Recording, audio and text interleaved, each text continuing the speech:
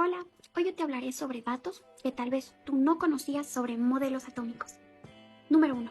Los átomos de un mismo elemento tienen el mismo número de protones, pero pueden tener un número de neutrones, lo que se conoce como isótopos. Número 2. El hidrógeno es el elemento más abundante en todo el universo, seguido del helio. Número 3. Los átomos más pesados, como el uranio, se desintegran en átomos más ligeros a través de la radioactividad. Número 4. Un gramo de oro puede ser estirado en un hilo tan largo como 3 kilómetros. Así que bueno, ahí lo tienen, algunos datos curiosos sobre modelos atómicos que quizás no los conocían.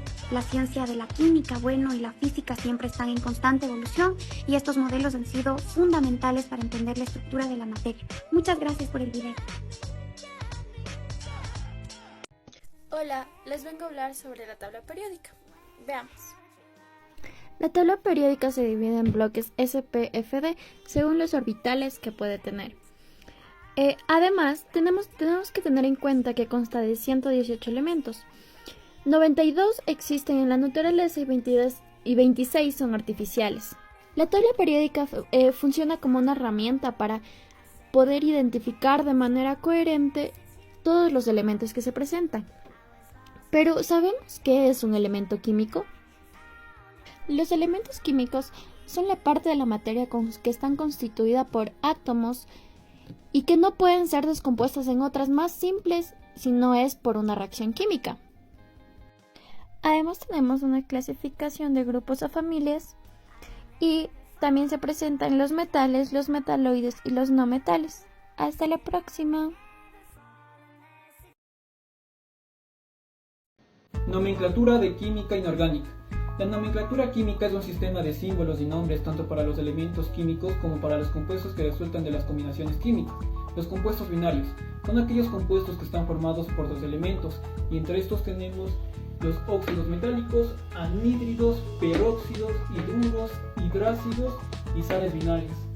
Y para entender de mejor manera, un ejemplo de estos compuestos es el peróxido de hidrógeno, también conocido como agua oxigenada, el cual pertenece, como su nombre lo indica, a los peróxidos. Estos se dan por la unión de metales monovalentes y divalentes con el ion peróxido, que es del oxígeno con un subíndice 2 y tiene una carga -2. Según la nomenclatura tradicional sería peróxido de hidrógeno, nomenclatura sistemática diperóxido de dihidrógeno y nomenclatura Stuck, peróxido de hidrógeno con número romano 1. Gracias. Sonrían las que ya se olvidaron de mí. Me gustan mucho las Gabriela, las Patricia, las Nicole, la Sofía. Mi primera novia en Kinder María y mi primer amor se llamaba Talía. Tengo una colombiana que me escribe todos los días y una mexicana que ni yo sabía. Ahora que ya sabes esto, hagamos un ejemplo. Vamos a realizar el hidróxido ferroso.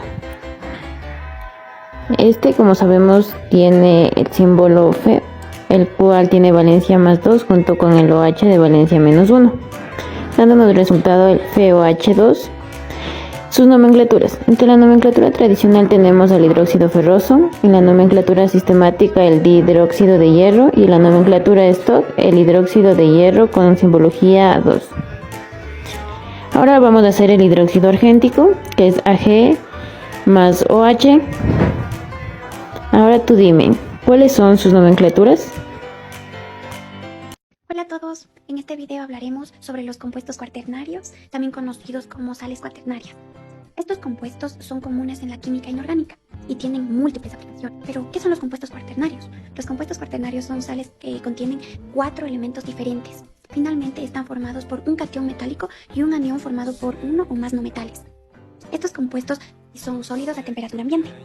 Pero, ¿cómo se nombran estos compuestos? La nomenclatura de los compuestos cuaternarios se basa en la carga de los iones y se sigue un orden específico para nombrar los elementos.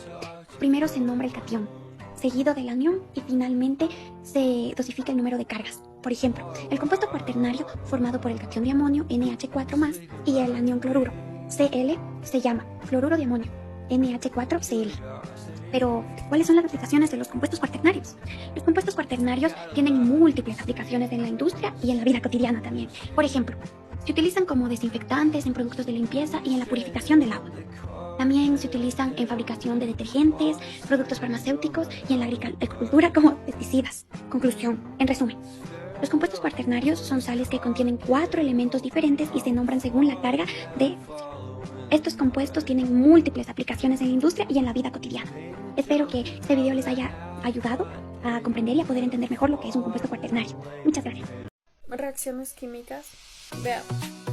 Todos los objetos e incluso nosotros mismos podemos presenciar lo que son las reacciones químicas. ¿Pero qué es una reacción química? Es muy sencillo. Los enlaces químicos de los átomos se rompen y se forman nuevos enlaces. En este proceso se obtienen reactivos, que son de dónde vamos a sacarlos, y los productos, que es lo que vamos a obtener. Tenemos muchos tipos de reacciones, sin embargo vamos a observar mediante el siguiente experimento un tipo de reacción. Como podemos observar en este experimento, cuando juntamos vinagre con el bicarbonato de sodio se produce una reacción. Este experimento suele ser muy común. Además, en este se libera un gas denominado CO2, por lo que la reacción es endotérmica, que se absorbe calor, lo que significa que la temperatura de la reacción será más baja. Gracias, hasta luego.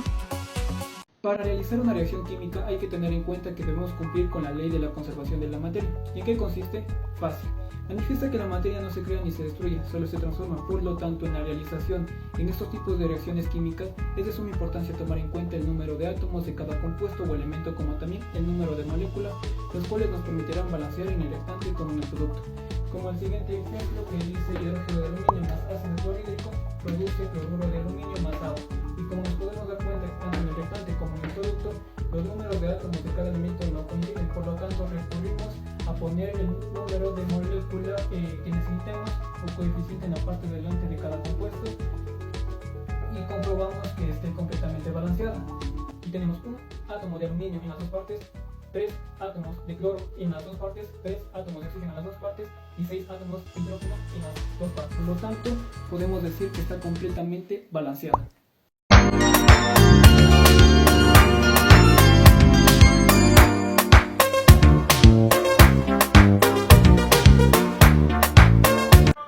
Si no quieres que esto te suceda, aprende conmigo.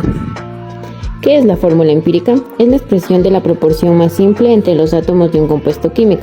¿Qué nos indica? Los diferentes elementos que componen la molécula y la relación entre ellos. Vamos a hacer un ejemplo. Halla la fórmula empírica de una sustancia formada por 11,11% de hidrógeno y 88,89% de oxígeno. Primero dividimos los porcentajes entre los pesos atómicos. Después de eso, los coeficientes se dividen entre el menor de ellos, dándonos como resultado que en esta molécula, por cada 2 átomos de hidrógeno, hay un oxígeno. Hola a todos. En este video hablaremos sobre las relaciones entre moles, masa y volumen. Estos conceptos son fundamentales en la química y nos permiten entender cómo los diferentes componentes de una sustancia están relacionados. Pero para empezar, ¿qué es un mol? Un mol es la unidad de medida que representa una cantidad de sustancia equivalente a 6.02 por 10 a la 23 entidades, átomos, moléculas, iones, entre otros. El número de moles de una sustancia se puede calcular dividiendo la cantidad de sustancia por su masa molecular. Pero ¿cómo se relacionan los moles con la masa? La masa de una sustancia se puede calcular multiplicando el número de moles por su masa molecular. La masa molecular es la suma de las masas atómicas de los átomos que componen una molécula. Por ejemplo, la masa molecular de la molécula de agua, H2O, es igual a la masa de 2 átomos de hidrógeno y un átomo de oxígeno. ¿Y cómo es que se relacionan moles con volumen? La relación entre los moles y el volumen depende de la presión y la temperatura. En condiciones estándar, 0 grados Celsius y una atmósfera de presión. Un mol de gas ocupa un volumen de 22.4 litros. Esta relación se conoce como el volumen polar. Y bueno, en resumen, los moles, la masa y el volumen están estrechamente relacionados en la química. La cantidad de moles se puede calcular a partir de la masa y la masa molecular, mientras que el volumen polar depende de la presión de la temperatura. Espero que este video les haya resultado útil para entender mejor estos conceptos fundamentales de química. Gracias. Reactivo limitante, pureza y rendimiento. El reactivo limitante forma parte de los cálculos estequiométricos. En este caso es el reactivo que se encuentra en menor proporción molar con respecto a la relación estequiométrica, que se denomina reactivo limitante, mientras que el reactivo que no reacciona completamente se dice que está en exceso. Por lo tanto, es lo primero que debemos determinar antes de resolver un problema. En el caso de pureza, es la que nos proporciona la información necesaria para reconocer qué parte del reactivo será lo que verdaderamente interviene en la reacción estudiada. El rendimiento, en cambio, es la proporción entre la cantidad de producción obtenida y la cantidad teórica del producto expresado. Dicho rendimiento puede disminuir en una reacción por diferentes causas. No olvidemos que para calcular cada una de estas hay que seguir pasos adecuadamente. Hasta la próxima, muchas gracias por ver. Soluciones. Es una solución química de dos o más sustancias en la que hay solvente y soluto. Las medidas físicas de las concentraciones químicas y sus fórmulas son las siguientes. Densidad es una medida escalar que permite medir la cantidad de masa que hay en un determinado volumen de una sustancia y su fórmula es densidad es igual a masa sobre volumen. Porcentaje, masa sobre masa. Expresa el porcentaje de peso o masa de soluto en relación con el peso o masa de solución y se calcula mediante peso de soluto sobre peso de solución por 100. Masa sobre volumen. Representa el peso de soluto en relación al volumen de la solución y se calcula mediante peso de soluto sobre mililitros de solución por 100. Porcentaje volumen sobre volumen. Indica la proporción del volumen del soluto en el volumen total de la solución y su fórmula es volumen de soluto sobre volumen de solución por 100. Y por último tenemos las partes por millón, que calcula los miligramos de soluto en kilogramos de solución y su fórmula es miligramos de soluto sobre kilogramos de solución por 10 elevado a la sexta. Puedo ser tu amante, me pongo los guantes y entro pa' tu casa, mami, para robarte.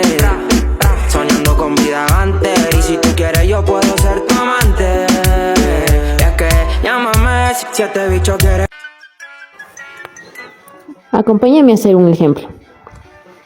Tenemos, calcular la molaridad de una disolución de 200 gramos de metanol en 3 litros de disolvente. El peso molecular del metanol es 32 gramos sobre mol.